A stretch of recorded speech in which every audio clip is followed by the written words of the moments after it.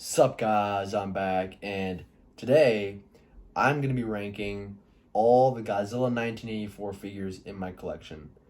So yeah, if you saw my Instagram post today or yesterday or whenever this video goes up, posted a photo of all my 84 figures that I have.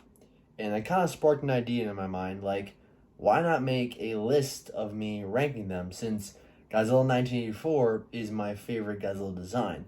It is not my favorite Godzilla movie. That goes to the original Godzilla movie, Godzilla 1954. So, yeah. So, let's not waste any more time. Let's get this list going. Alright, guys. At the bottom spot number 6, I gotta give it to the NECA Godzilla 1984. So, yeah, by the way, this is the reissue, even though it is still miles above the original release.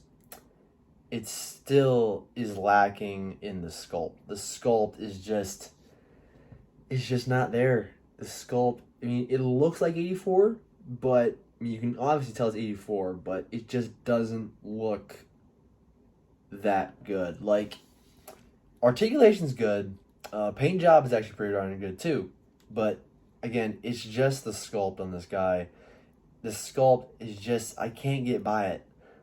Like, and also, by the way, guys, this was a no-brainer. Like, this was a no-brainer for the bottom spot. And he's really the only 84 in my collection that I don't really love. I mean, I like it, but I just don't love it. Even though it is articulated, this is the only articulated 84 figure out there, and also one of the cheapest, even now. But when I picked this guy up, he was like $30, and I'd say he's kind of worth it. Definitely worth picking up over the original release. But again, sculpt is where this guy is lacking. So he's at the bottom spot. Just, there's better options out there.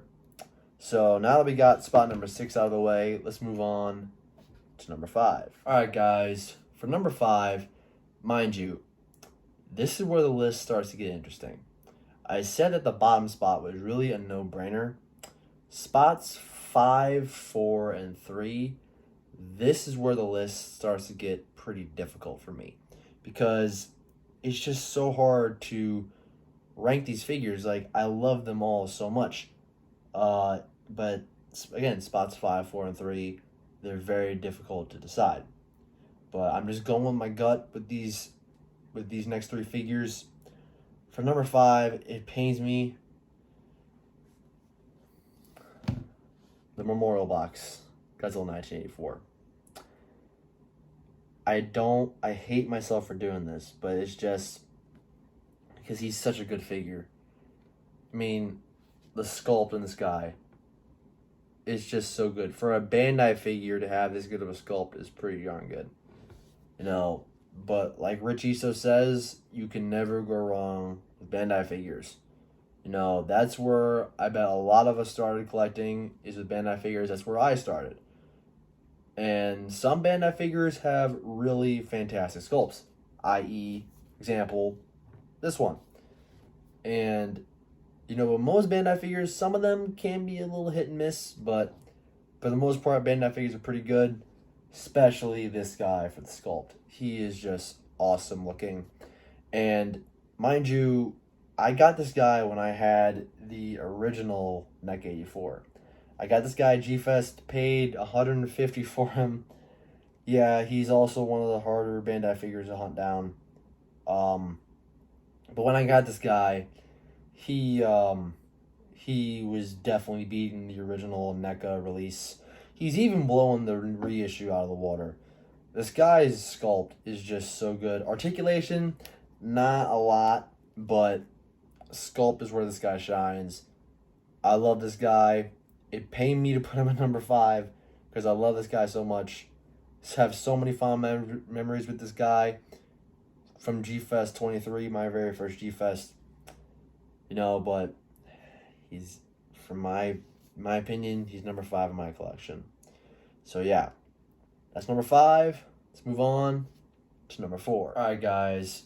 For number 4, and this is where the list is getting very difficult. Number 4 and number 3, you can easily swap the two. This is one of the most difficult decisions I've ever had to make when I've been ranking figures. But for number 4, it pains me. This is my number 4. The Marmot, Godzilla 1984. Guys, I absolutely love this figure. He's not the most movie accurate representation you can get for your collection. He's very stylized, obviously, by the color.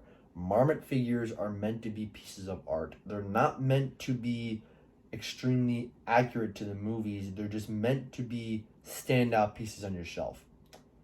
And boy, does this guy stand out on the shelf. The color scheme on this guy is amazing. The blue, the black, the gold. I love the gold dorsal fins.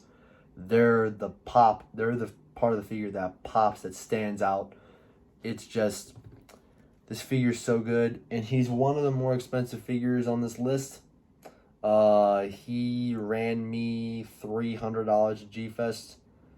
And by the way, he was $429 on eBay, mint and bag. So I'd say I got this guy for a decent good deal. Not the most articulated. Paint job just looks amazing. The color scheme looks amazing.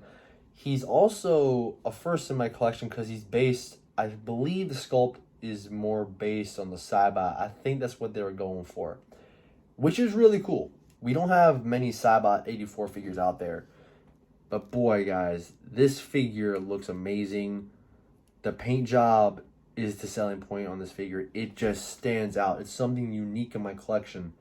You know, it's just so colorful. It's just beautiful. This figure, guys, is so awesome. And it hurts me to put him this low on the list. You know, by the way, I love all these figures except for the NECA. I don't love him. I like him. But, yeah. This is my number 4. All right, guys. Let's move on to number 3. All right, guys. For number 3, we have the X Plus Death-for-Real Godzilla 1984 with the reactor.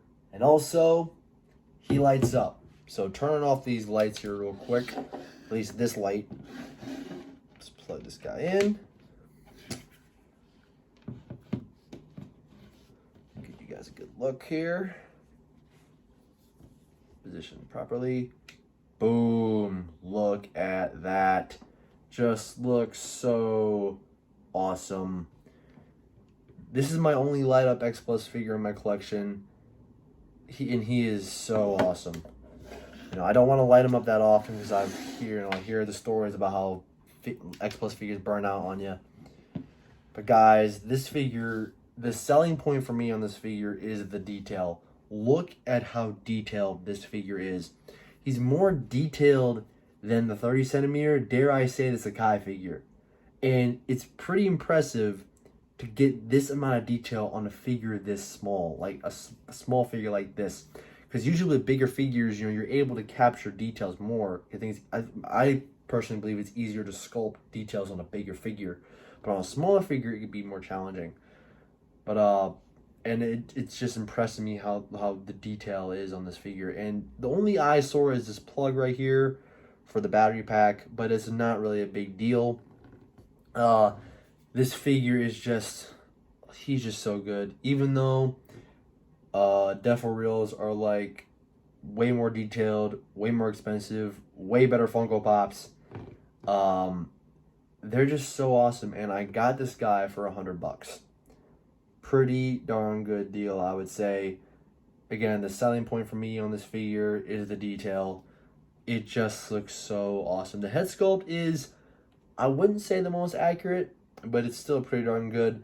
X Plus just does such a good job. What was that last saying? X Plus does such a good job with their 84 figures, except for one of them that I will not be getting, and I don't plan on ever getting. So, yeah. This is my number 3. Death for Real 84. He is so awesome. Now, guys, number 2 and number 1, you should probably know what they are. So let's move on to number 2. Alright, guys. For number 2, and by the way, if you've watched my channel, these next 2 should really be no-brainers as well. For number 2, we have the X Plus 30 centimeter diamond reissue Godzilla 1984. This figure, guys, was my very first X Plus. The mold was made back in 2013. Reissued, I believe, I want to say 2016 or 2017. But for the mold to look this good, for being almost 10 years old, is crazy. Look at the sculpt on this figure. It looks like he walked out of the movie. It looks amazing. And for a mold that's 10 years old, for this mold to be 10 years old, for it to look this good, crazy. Crazy, crazy, crazy. This is my first X Plus figure I got. Got him as a Christmas gift. He's so awesome. He's one of the best 84 figures out there. But in my opinion, there is one 84 figure out there that does top this. So guys, let's see that figure. If you already don't know what my favorite 84 figure is in my collection and what my favorite figure is in my collection at this point,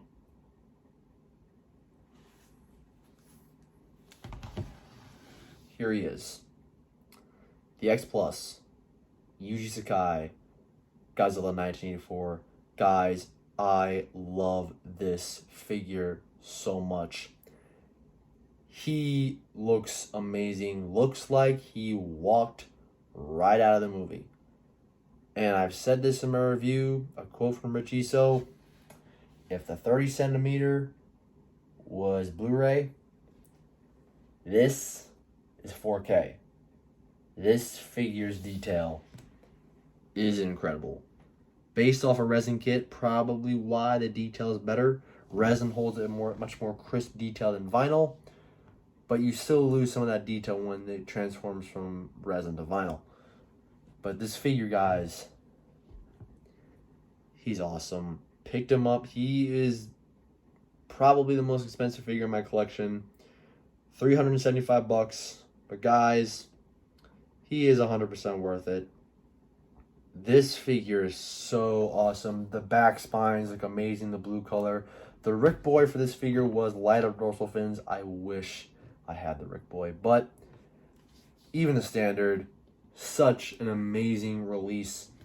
Just look at the head sculpt on this guy.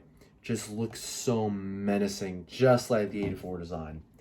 That's why I think this is the best 84 figure out there on the market, and that's why he is my number 1 favorite 84 figure in my collection, and I don't see anything topping this. Alright guys, that's it for this video. Make sure to follow me on Instagram, OhMyGodzilla1. Thank you guys so much for watching. Make sure to like, comment, and subscribe.